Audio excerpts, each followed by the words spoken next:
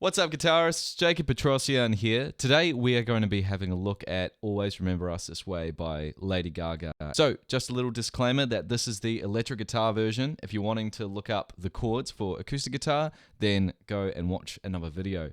We're going to learn how to shred over this song. We're going to play the vocal melody on the guitar. So if you're into that, keep watching. The first part of the song goes like this.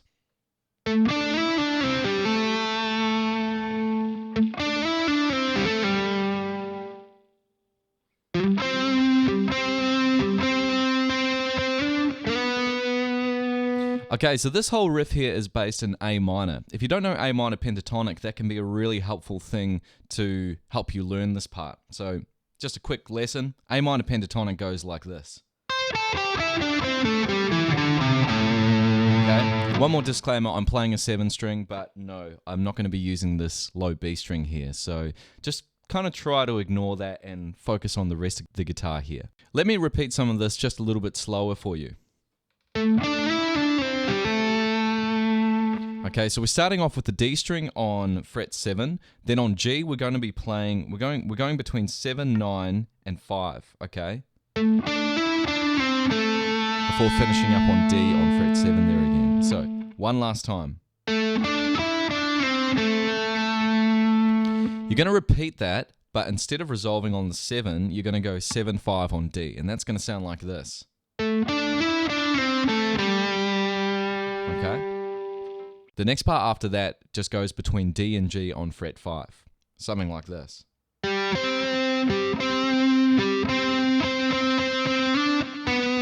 Okay, so we're picking 5 on G quite a few times after that. We're going to be going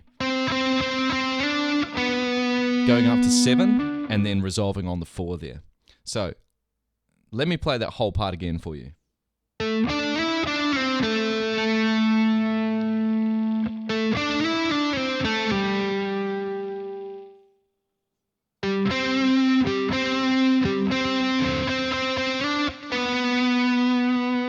Once you have that part down, you can actually just repeat that twice, and that's what makes up a whole verse there. Let's give that one more go. Okay,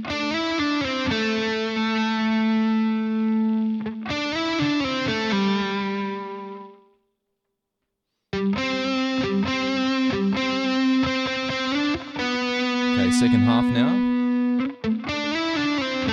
Resolving on the 5 instead of 7. And then D and G on 5.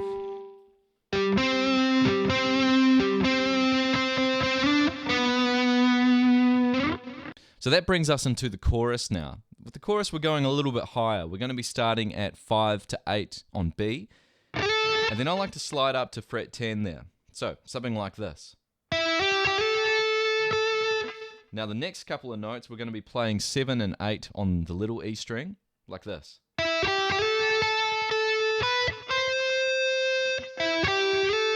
Okay, we're going to finish that up by going 5, 8, and then 10 on the B string there. Okay. Instead of 5 on B, you can play 9 on G. It's the exact same note, as long as you're playing that E. So, or, all right.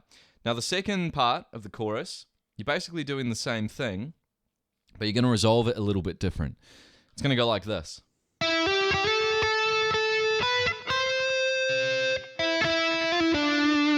Okay, so what am I doing there? The first part's exactly the same, but that second part there, what we're going to be doing is, okay, so 5, 5, and then going 6, 5, maybe a little hammer on if you want, resolving at 7 on G. Okay, let's play those first two parts of the chorus, like this.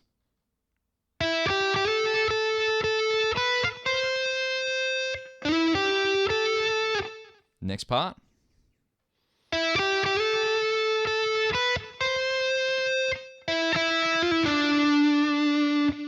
Okay, now we're in the last part of it. Last part of the chorus goes like this.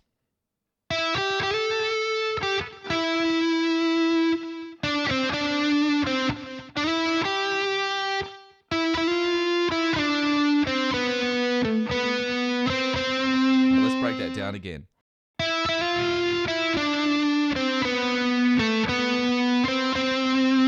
Okay, what we've got there is,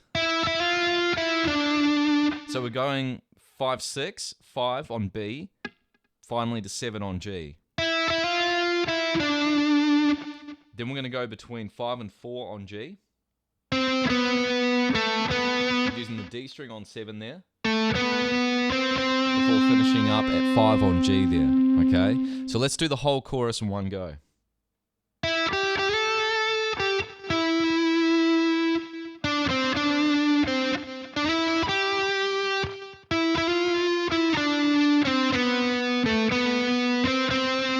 That brings us to the second verse of the song now. In the second verse, I like to vary it a little bit.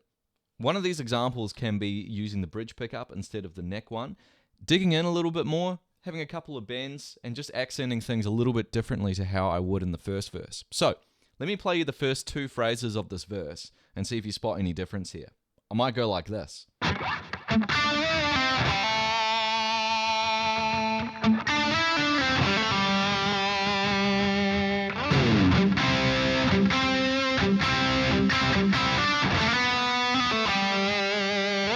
Okay, so I'm adding in a couple of extra notes here, and obviously when you're a guitar player you don't need to worry about breathing, so your phrasing can be much different to that of a singer.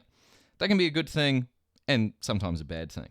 Now in the later part of the second verse, this is where it actually changes, and we're going to be using some notes on the little E string here, doing something like this.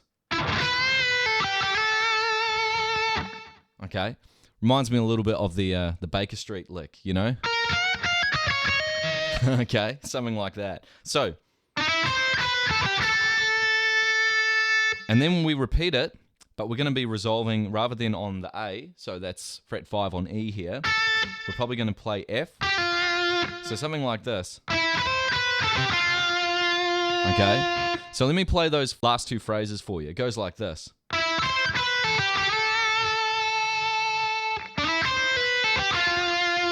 Okay, just like that. Now remember this lick here, that's going between D and G on 5. We're going to be going between fret 8 on the B and little E strings now. So it's going to sound like this.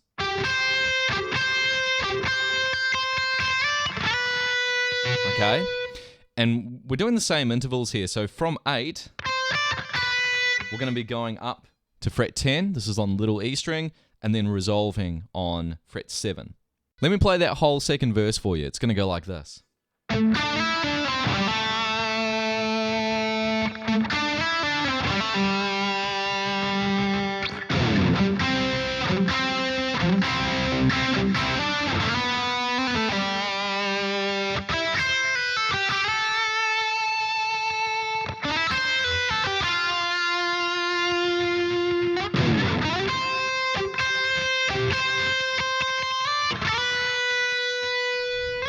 And now we're into the second pre-chorus and chorus.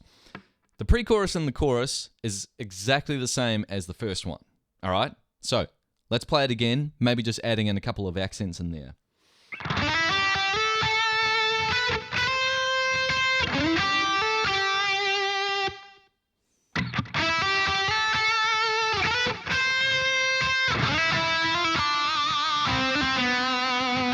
Okay, so just adding in a couple of extra notes right at the end there. One thing that you might like to do is actually play that whole thing up in this register. So that's going to sound something like this.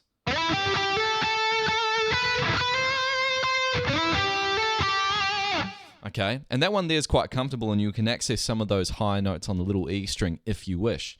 Okay, so let me just give you a little tutorial on that part. That's going to be...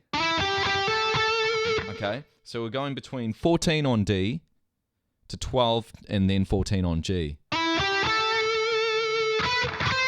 Okay, that part there, that's 12 to 13 on B. Okay, and then repeating 14 on D, 12, 14 on G there.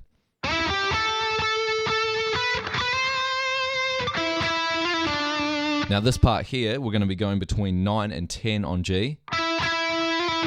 And then resolving at 12 on D there. Then we're into the chorus, I guess you could say.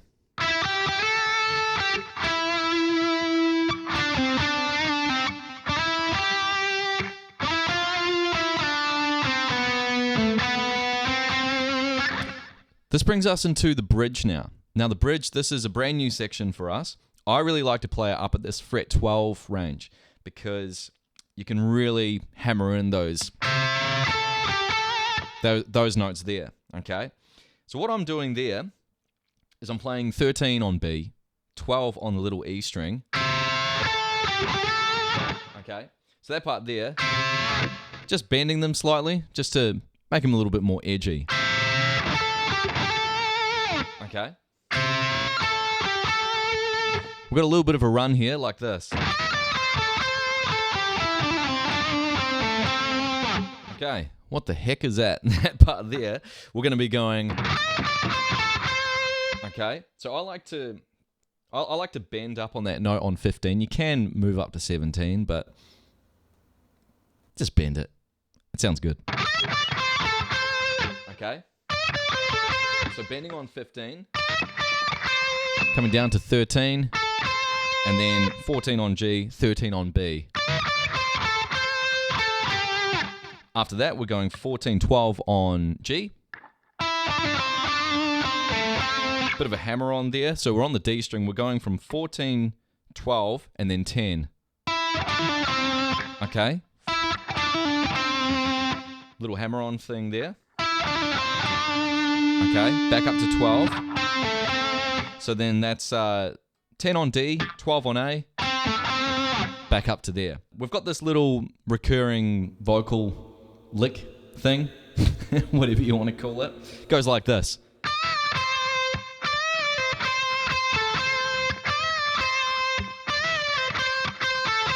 Okay, so what am I doing? I'm going to be bending up on 15 on the B string here.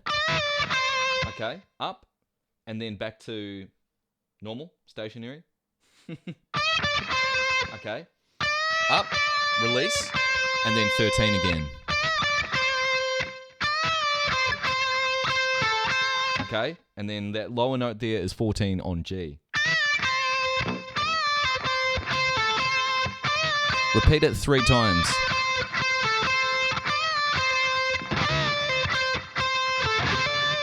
Okay, and then I've got a held note there at 15 on the B string. That brings us into the final chorus here. The final chorus is pretty much the same as the other two, but the very first part just has a bit of a higher lick here, okay? And that's going to go something like this.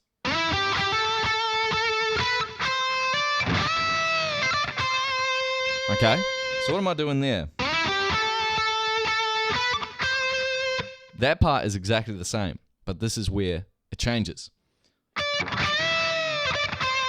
Okay, we're going 15 on B, bending up, okay, bending up, release, coming down to 13 before going 15, 13 again. Okay, let me play that whole first part of the chorus again.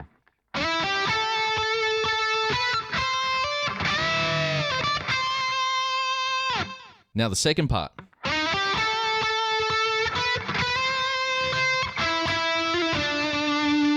With some of those long notes there, there's a little bit of room to play around. As I mentioned earlier, because we don't have to think about breathing to play our instrument, you need to breathe to live.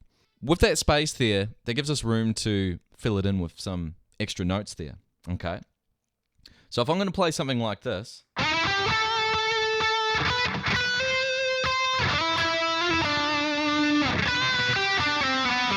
Okay, I might just want to add in like a little fill there. After that, we've got this little thing. Or you can play it down there if you wish.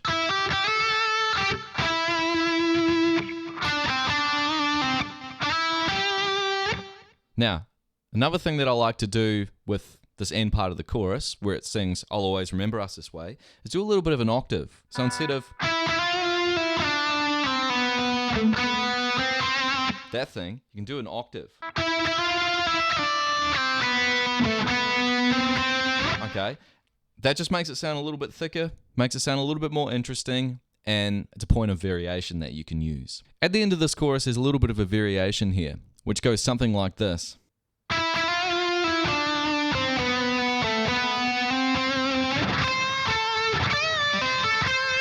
Okay, so it's got a little bit of a weird timing to it, but it's a good one to play. Okay. After that, the usual lick repeats.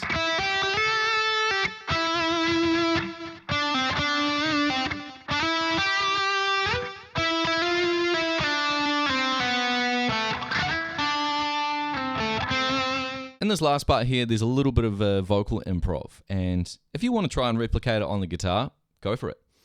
I tend to play around just in the key of A minor, and specifically A minor pentatonic, as that's a pretty safe scale to use over the changing chords underneath, okay? So, something like...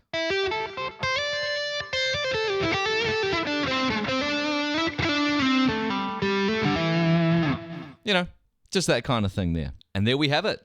That is our tutorial for I'll Always Remember Us This Way. I hope you got a lot out of this tutorial. If you have any questions, please get in touch. Shoot me a comment, an email, whatever you want. And most of all, I want to see your covers up here on YouTube. Take care.